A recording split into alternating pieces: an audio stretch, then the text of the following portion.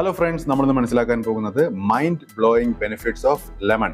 നാരങ്ങയുടെ അതിശയകരമായ അത്ഭുതകരമായ ആരോഗ്യ ഗുണങ്ങളെ പറ്റിയാണ്. നിങ്ങൾക്കറിയാം ലെമൺ വൈറ്റമിൻ സി റിച്ച് ആണെന്ന്. സോ നിങ്ങളൊരു കാര്യം മനസ്സിലാക്കേണ്ടത്, നമ്മൾ കടകളിൽ നിന്ന് വാങ്ങുന്ന ബോട്ടിൽഡ് ലെമൺ ജ്യൂസ് പല പ്രോസസ്സിംഗ് വഴി കടന്നു വരുന്നത് കൊണ്ട് അതിൽ നിന്ന് നിങ്ങൾക്ക് ആവശ്യമുള്ള നമ്മൾ ഉദ്ദേശിക്കുന്ന അത്ര വൈറ്റമിൻ സി കിട്ടണമെന്നില്ല. സോ നമ്മൾ മാക്സിമം പ്രിഫർ ചെയ്യേണ്ടത് വീട്ടിൽ തന്നെ ഫ്രഷ് ലെമൺ ജ്യൂസ് പ്രിപ്പയർ ചെയ്ത് ഉപയോഗിക്കുന്നതായിരിക്കണം. നാരങ്ങ എന്നത് നിങ്ങളുടെ സ്കിന്നിന് നല്ലതാണ്, നിങ്ങളുടെ ഡൈജഷന് നല്ലതാണ്, അതുപോലെ കിഡ്നി സ്റ്റോൺസ് ഉണ്ടാകുന്നതിൽ നിന്ന് ഇത് തടയും.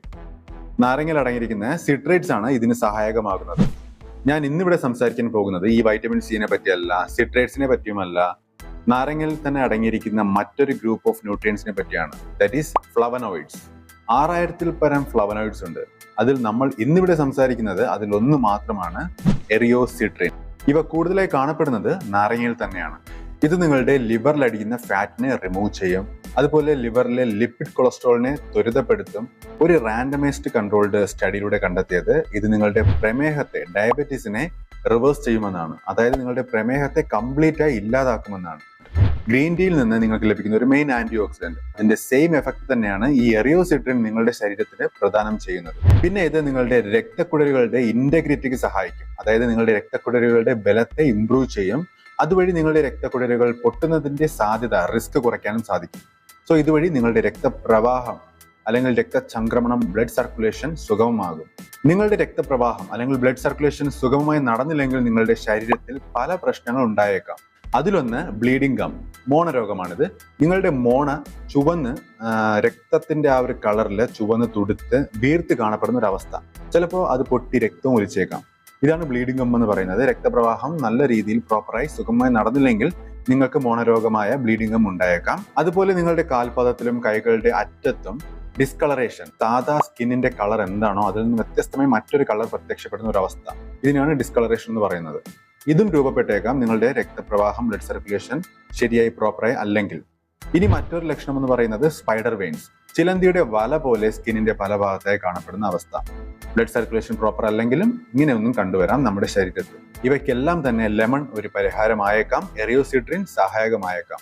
പിന്നെ പറയാനുള്ളത്, നാരങ്ങയിൽ അടങ്ങിയിരിക്കുന്ന ഫ്ലവനോയിഡ്സുകൾക്ക് ക്രോണിക് വീനസ് ഇൻസഫിഷ്യൻസി ഉണ്ടാകുന്നതിന്റെ സാധ്യത കുറയ്ക്കാൻ സാധിക്കുമെന്നാണ്. എന്താണ് ഈ ക്രോണിക് വീനസ് ഇൻസഫിഷ്യൻസി എന്നത്? ഇത് അർത്ഥമാക്കുന്നത് നമ്മുടെ കാലുകളിൽ നിന്നുള്ള രക്തം ഹൃദയത്തിലേക്ക് എത്തിപ്പെടുന്നതിന് സഹായിക്കുന്ന രക്തക്കുഴലുകളിൽ ഒരു വാൽവ് ഉണ്ടാകും. ഈ വാൽവിന്റെ സഹായത്തോടെയാണ് രക്തം കാലിൽ നിന്ന് ഹൃദയത്തിലേക്ക് എത്തിപ്പെടുന്നത്, പമ്പ് ചെയ്യപ്പെടുന്നത്.